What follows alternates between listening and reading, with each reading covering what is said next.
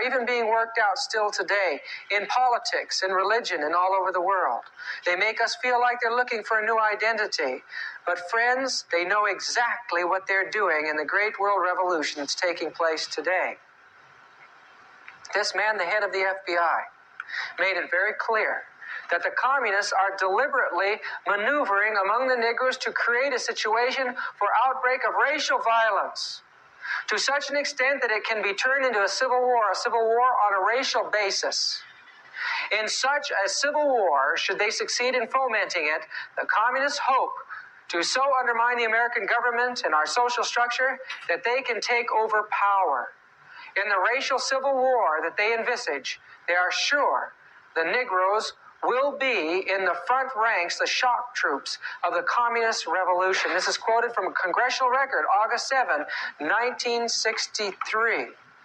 Brethren, the spirit of prophecy tells us, and I don't have the quote or the source of the quote now, it's in the White States, but that again, there'll be a racial movement, the army will be called out to put it down, and men will go back into servitude.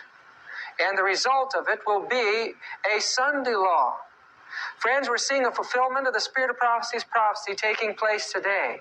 In this book, The Negroes in the Soviet America, written by a communist, published in the South, encouraged the Negro people to rise up and form their own country in the South. And that under communism, they would be exalted to a much higher position in society. This is a communist class that was held in the South. And as you notice on the far right-hand corner, you see that is Martin Luther King, a communist being trained to carry on this revolution.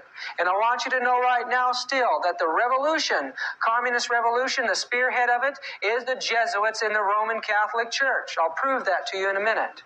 Here he is with known card-holding communists from the conspiracy that took place in Hollywood. Beside him, Sidney Poitier and Harry Belafonte. Violence is being planned today, brethren. I was down at the flea market down in the city, and there a man came up to the table. He heard me talking about prophecy with someone else, and he said, "Would you tell me something?" He said, "Would you please tell me why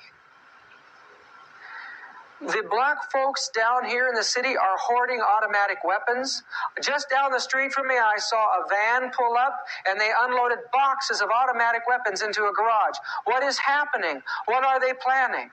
Brethren, I don't know how long until the cities are a hotbed of violence because of these type of plans.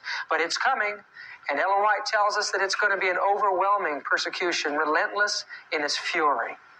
The Catholic Church is involved in this ethnic action publicly.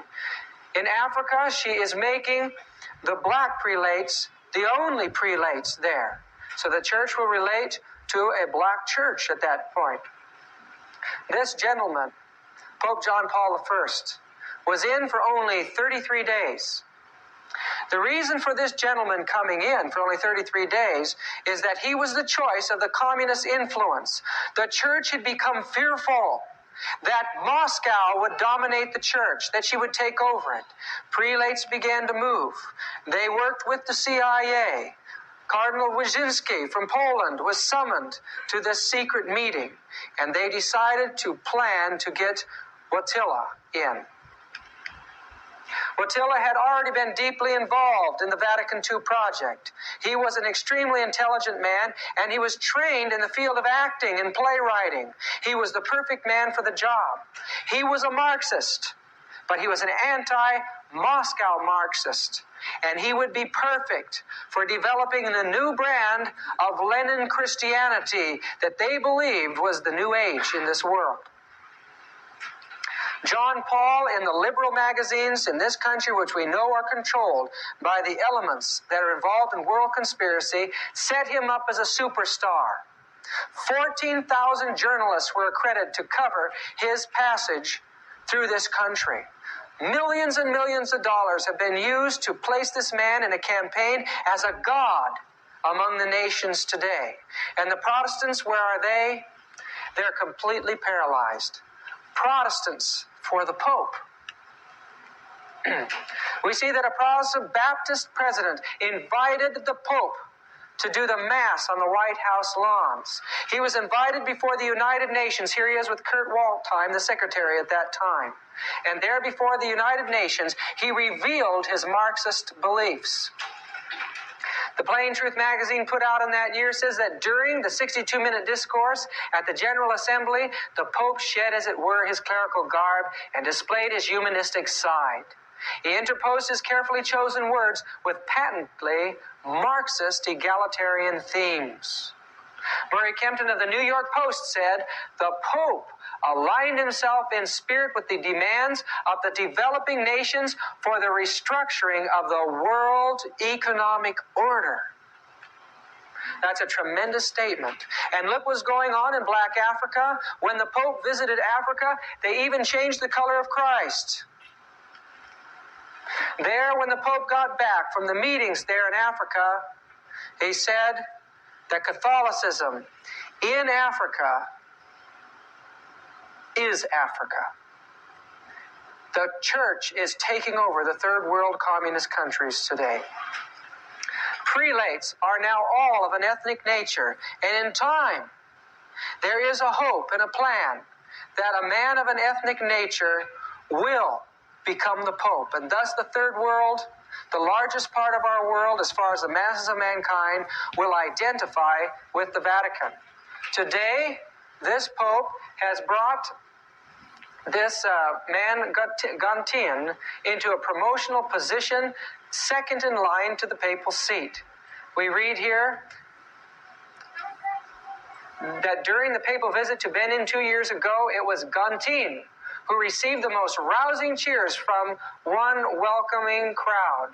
John Paul's increasing trust in his African aid was acknowledged last week when Gantin, in a major reshuffle of the papal staff, was promoted to one of these most important posts in the Vatican. As he went to Central America, here he lent his speeches to the communist revolution that were taking place there. The peril of such interpretation is portentous. It puts the kingdom of God in the near future just beyond the fast-approaching Catholic Marxist revolution. The spirit of these biblical Marxist, Leninist-oriented quotations has already impregnated the whole fabric of the Latin American church.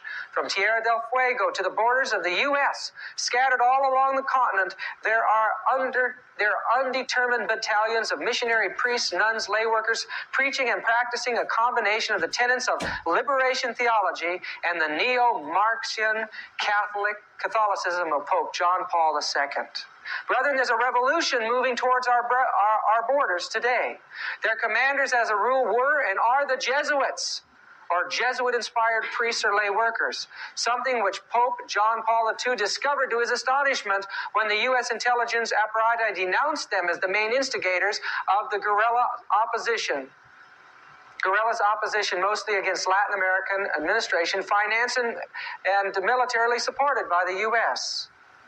Individual Jesuits at times acknowledged their involvement in the revolution. Father Luis Pellicer, for instance, when he testified in San Salvador, December 12, 1981, before an audience of diplomats and newsmen, admitted that he had served an active guerrilla group for almost 15 years. That's clear back to, at this point, when this was published, that would be clear back from 1965. They have been leading out in the communist revolution of Central America.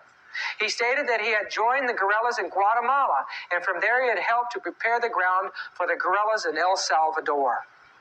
Every Jesuit in Central America, he commented, is actively serving God, not God, but Marxism and revolution. That is from the book, The Vatican-Washington-Moscow Alliance by Avro Manhattan. Get it, brethren, and read that book and be aware of the rise of Catholicism today in politics. As we visited the ancient center of the Waldensian religion in Torre Pellice, we were disappointed there for 3 days